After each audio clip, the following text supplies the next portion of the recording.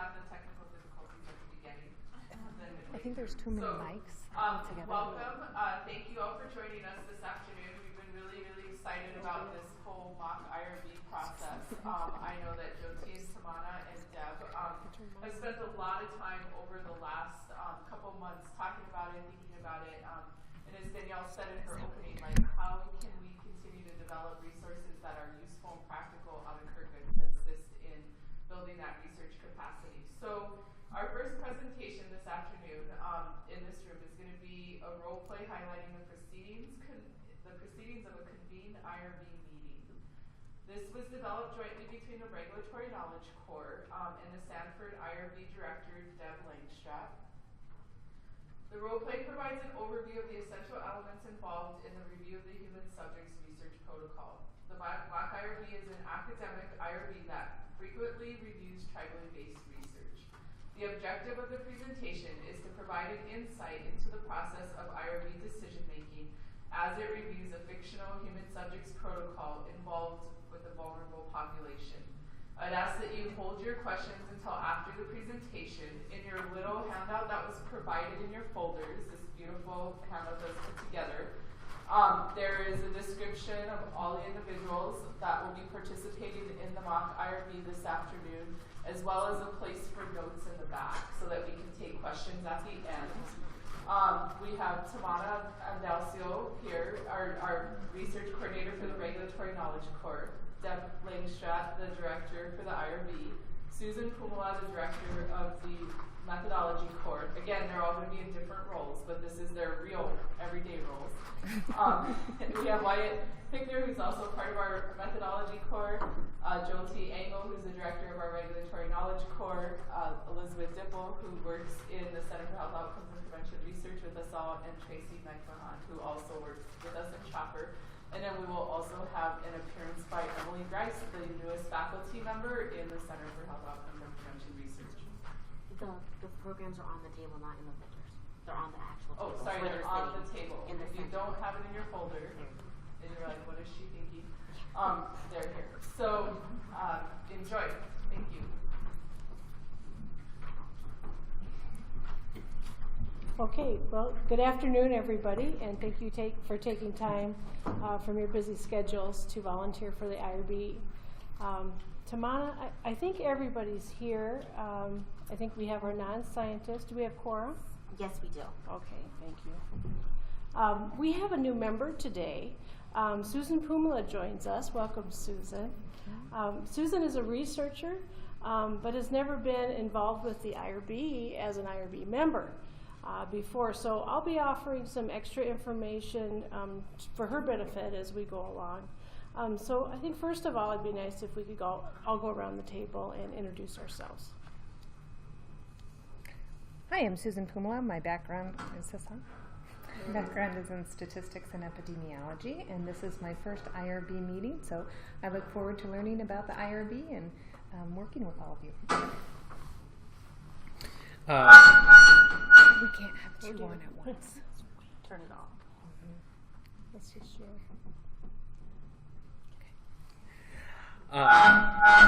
Nope. Talk Okay. higher. Try this one. Yeah, try this one. Okay. Scary. Let's try this again. My name's Wyatt Pickner. I'm a physician's assistant by training and also have a background in public health. I'm an alternate IRB member and was called in to substitute for one of our other scientists. Hi, hi Susan. I'm Jyoti Engel, and I specialize in research with children. I'm the child rep for this protocol and also the primary reviewer. Hi, I'm Liz Dipple. I'm the non-scientist, and I'm a health worker in one of the downtown clinics. Hi, Susan. My name is Tracy McMahon. I provide legal expertise on the IRB, and I'm also a tribal member. And Susan, I'm Tamana Andalcio, and I'm the IRB coordinator. And I'm Deb Langstraat, and I am the chair of the IRB. Thank you, Tamana, for getting us all together today and forming the agenda for us, keeping us organized. The first thing on the agenda is conflict of interest. So does anyone have a conflict of interest for the new protocol we're reviewing today? I do. I'm a co-ed investigator on one of the other studies that we'll be reviewing today. I think it's the second one on the agenda. Okay, thank you, Wyatt. So we'll have to record that for item 2. So Wyatt, you can present during the discussion, but you would need to leave when we take a vote, okay? Okay. So we're going to just kick you out. All right then, the next item we need to discuss is the minutes from the last meeting. These should be in your review materials. Does anyone have anything to discuss about the May minutes? No. No, nothing. Okay. Sounds like the board is in agreement with those minutes. I'll make a motion to pass the minutes. Can I get a second? I'll second. Thanks, Jyoti. All opposed? Say, all in favor, say aye. Aye. Aye. And all opposed, say no. No. No? Okay. It looks like the Kidding. majorities have it. Thanks, Jyoti. Also listed on the agenda are the expedited reviews. Susan, just a little bit of background for expedited reviews. These are the reviews that are allowed by the regulation to be done outside of a convened IRB like us, so they can happen within the IRB office. Things like review of minimal risk studies or minor modifications to previously approved research. Those things can be expedited. Usually I do those, but sometimes when I'm busy or one of the other members has more expertise in a subject than I do, then I designate them to do the review also. Expedited reviews help the IRB be a little more efficient, so we don't have to wait for a convened meeting, and lets the convened IRB focused on studies that potentially have more than minimal risk. So Deb, did you say that they don't have to be done by the chair? They could be done by any of the voting members, but they have to be designated by you? That's right. Okay. That's right. So expedited reviews can be done by any designated member of the IRB. I pick those who are experienced members, so we won't make you do that right away. So you can see we were pretty busy last month. Does anybody have questions or need any more information about anything that went through the expedited review? Okay. Well, then thanks everybody for your help on those reviews. So today we're reviewing the new protocol as the school-based exercise intervention study. Dr. Emily Grice is the PI, and she is waiting out in the hall in case we have questions for her. But first I thought maybe we could discuss this a bit and get our thoughts together before we would call her in. So all of you have reviewed the materials previous to today's meeting.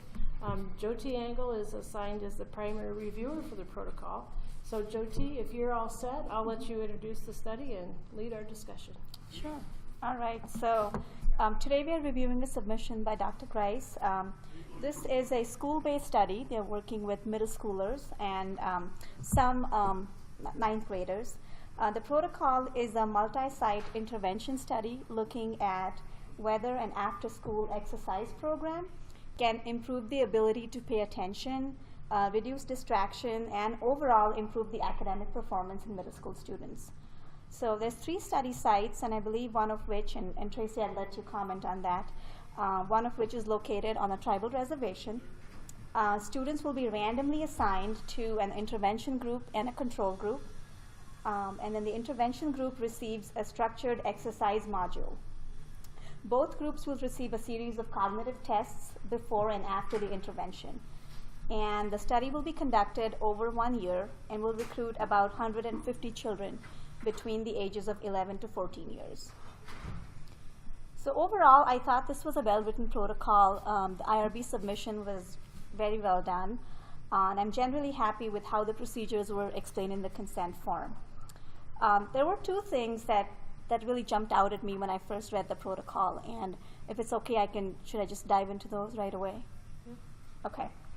So the first one was about the control group. It looks like the control group does not receive anything. So the intervention group gets the exercise module, but the control group does not get anything. So I wanted to get some more clarification on how that's going to work. And then the other thing was that they have listed pregnancy as one of the exclusion criteria. And anytime you're trying to exclude or screen for pregnancy in this age group, it can be tricky. So I think we should really talk about what is the reason for exclusion and maybe just talk a little bit more about it. Thank you, Jyoti. I had some of the same questions. And in relation to a comment that you made earlier, I was not sure if this site is actually on the reservation. I looked at the school, and it may be the case that the majority of the students are tribal members, but that the site is not on the reservation. So we'll need to get some more clarification on that. The tribal approval process may change depending on whether the school is within the reservation boundaries. And looking through this material, I did not see an approval letter from the tribe. Okay. Okay, these are great points to bring up. I was also wondering about that intervention. The protocol says the intervention is evidence-based. Do we know if has this been used in this age group before? I don't know. Okay, Not maybe sure. that's something we can ask the PI. Are we ready to bring in Dr. Grice right now? I think so. I think it'll help expedite our process. Okay. Thanks, Tamara. Dr. Price, we're ready for you. Just hit that door behind you. Thank There you. go. Okay.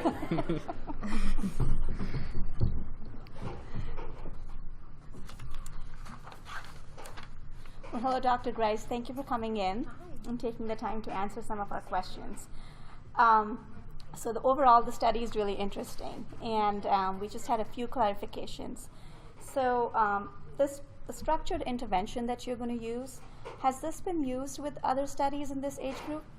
Yeah, so the intervention has previously been used in one study with middle school students, but with several studies with children in the age range of 14 to 16. The intervention really allows us to kind of customize the exercise module based on BMI and other variables such as frequency of exercise in their daily routine. So I feel really comfortable about using this particular intervention for the group. Okay, great. So then why aren't you offering anything to the control group? Right, so the control group will just receive a delayed intervention in the spring semester. So they'll still receive the services, but it'll just be at a later time. Oh, okay. Well, that's good to know. Could you make sure and clarify that in the protocol? Sure. I may have missed it, but it may not have been clear. Okay. Oh, it's okay. We'll plan on including all of these changes in the IRB letter that you received. Oh, okay. So Thank you. don't worry about writing them down now.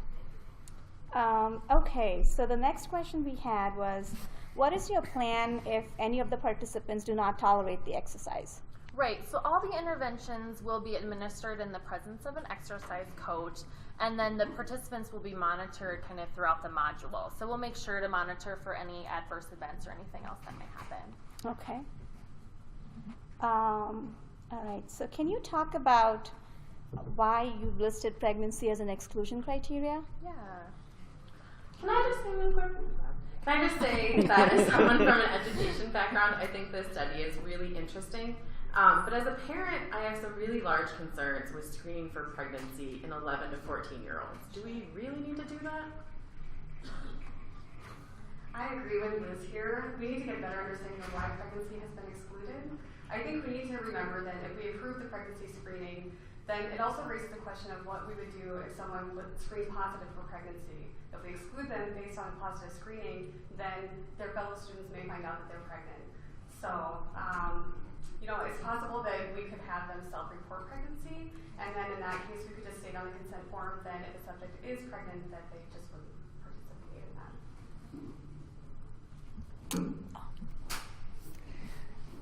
that. And I did think that Dr. Grice mentioned in the protocol that the BMI and the level of exercise activity, so that will be customized to each individual.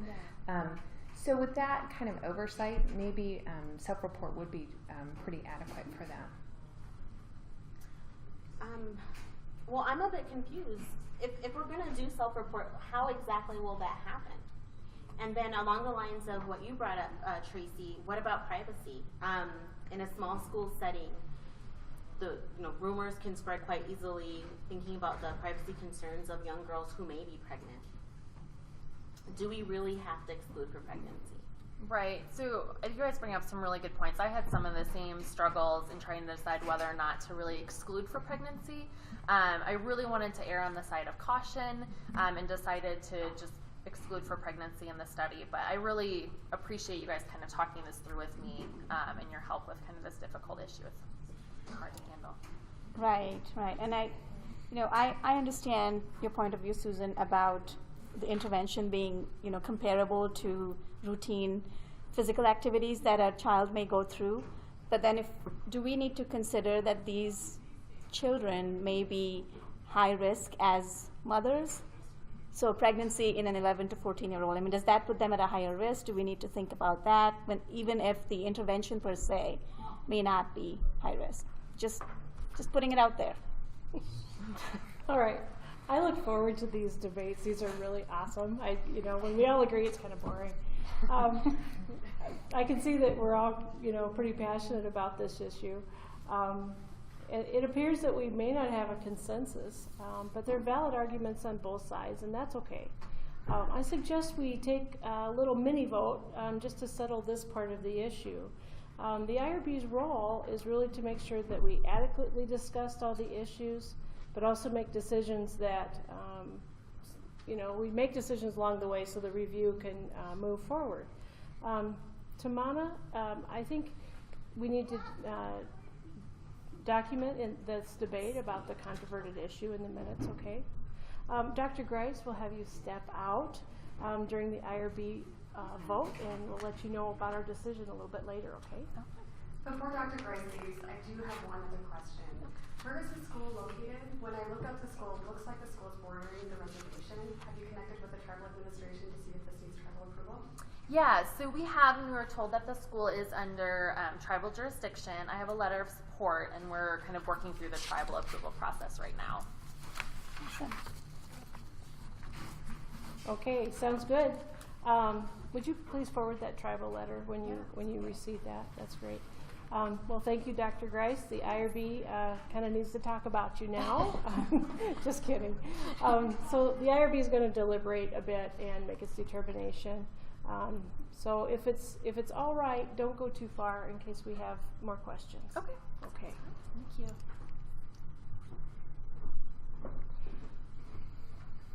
We'll shut that door. All right. Are we ready to vote? Can I just add something from a clinical perspective? Sure. As I see it, the probability of a pregnancy is low, and overall risk to the fetus from these exercises is also low. I just want to help to put a perspective on the potential risk to the fetus. Thank you, Wyatt. It's good for that expertise. So let's take a vote on just the pregnancy as an exclusion criteria. We need to think about if it's safe for these pregnant children. If a child of this age would become pregnant, is that safe for her to participate in that exercise? And the concerns that we had about privacy. So be thinking about that when you make your decision. But very good discussion. I love it when we don't all agree all the time. So then all those in favor of removing the exclusion criteria, please say aye. Aye. And those opposed say no. No. No. Okay. Well, decision's been made. We will remove the pregnancy as an exclusion. I'm glad we made a decision on that. I was just thinking about how my 12-year-old would react to a pregnancy screening questionnaire. She might handle it better than you might. When I just had some questions about the regulations surrounding this, are there rules about when you can ask kids these questions? And then the question is, what do you do with the information? Can you tell the parents about the pregnancy if you find out one? I'm thinking of Liz here. So what do you do? I would, just from my experience, I would just say that these issues need to be handled on a case-by-case basis. Would you say that? Because there isn't specific guidance on this issue. The IRB needs to look at all the variables involved in a case and make the determination. But what about telling the parents? How does that play in? Yeah, it's tough, and that's why we've got IRBs to make these decisions. It's really case by case again. Our job is to protect the rights and welfare of participants and protect their privacy at all times. Say we had a study of adolescents a little older, say the 15 to 17-year-olds, and we were looking at birth control use, just an example. If that participant revealed to us that she was pregnant, revealed to researchers that she was pregnant, but did not want to tell her parents, the IRB might decide that the participant's privacy needs to be respected, okay? Considering the parents' needs, the participants' needs, we're protecting the participant, okay? Local laws may also weigh in on that IRB decision. If state laws allow a minor to get birth control without parental permission, then the IRB might decide that respecting that minor's autonomy would be in line with state law. The federal regulations also allow IRBs to exercise independent judgment based on local law and customs. It's important for IRBs to take into account state laws or tribal laws in making this decision. Great, thanks, Deb. Great learning opportunity too. Thanks. Can I just bring up another issue? No. It'll be so So I noticed that they're going to access academic records, and it is in the parental consent to sign off on. Is that kind of all the permission they need, or do they need anything more? The academic records permission falls under the FERPA regulations, which state that generally academic records cannot be shared without parental or student permission if the student is 18 or older. Yes, it's sufficient to ask for parental permission in the research consent form. I also have another question about the results from the research testing. It says here that the test from the research results will not be given to the participant, but what happens if they discover a learning disability? Shouldn't they tell the participant and provide a referral? There's a good point. Shoot. Tamana, can you add that to Dr. Grice's IRB letter? We should ask for that clarification. If testing is done using clinical diagnosis, then we need to think about maybe some criteria for a referral mechanism based on those test scores. If the testing is not done for clinical purpose, then we could suggest that they add a statement to the consent form saying, talking about the nature of those tests. Anything else? So the changes require that the meeting, the changes that require from this meeting will go into a letter back to the PI, Susan. The PI will then make the changes. I believe all the changes could be considered minor modifications, except for that clarification regarding the results of the research. Should we call Dr. Grice in to ask her about this? Sure, if that's gonna settle the question. Yeah, Tracy, would you mind bringing that up when she comes back in? Of course. Dr. Grice, we need you just one more time. Thank you.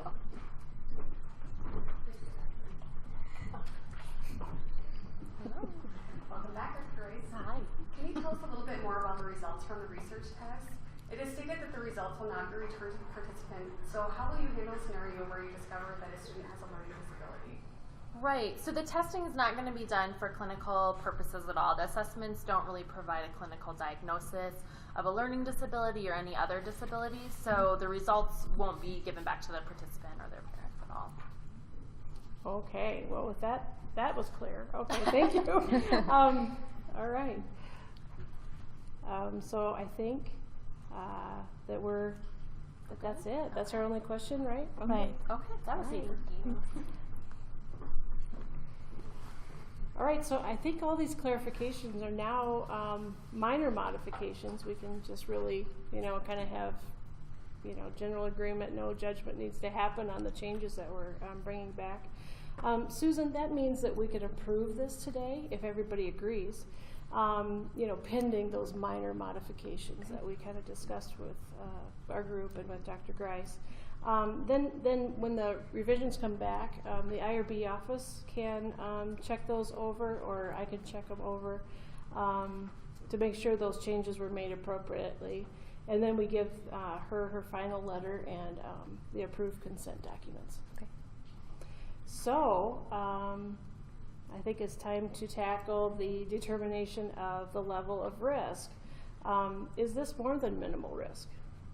So can you go over how you determine minimal risk or more than minimal risk again? We have, Tamana keeps our definition. Would you read that definition for us? I have it right here. Okay, so we're using the OHRP definition of minimal risk. So it's the probability and magnitude of harm or discomfort anticipated in the research that are not greater in and of themselves than those ordinarily encountered in daily life or during the performance of routine physical or psychological examinations or tests. Okay, so in layman's term, you can go two ways. So one way is risk encountered in normal life, Right. and the other way is risk encountered in a physical or psych exam, right? You've got it. You are hired. Okay.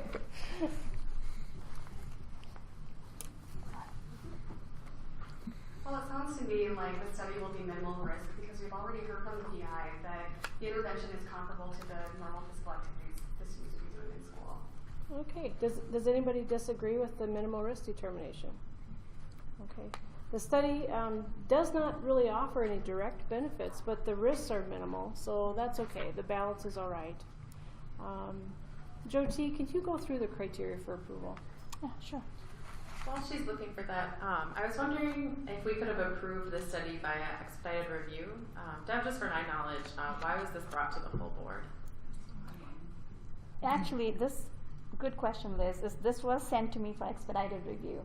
But after reading through it, I was on the fence about the risk, especially with the discussion we've had, and just thought it was best to bring it to the board and have the board input on it. So, good question.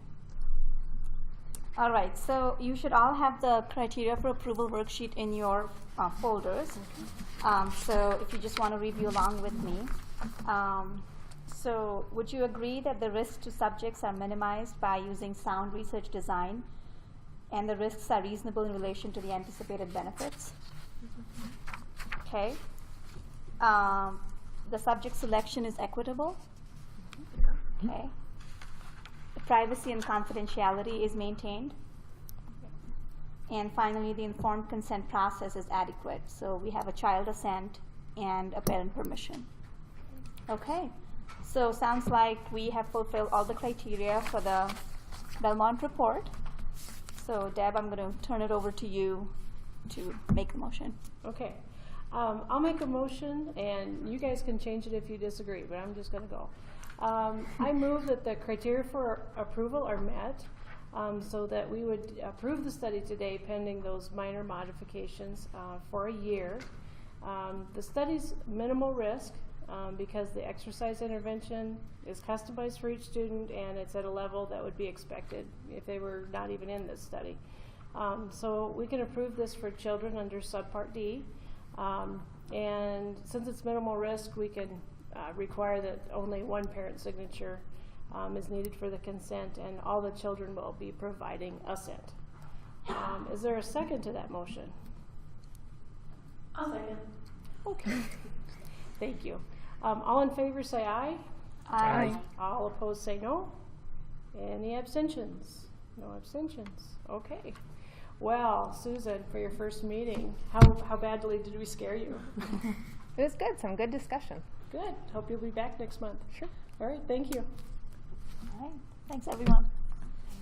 There you go.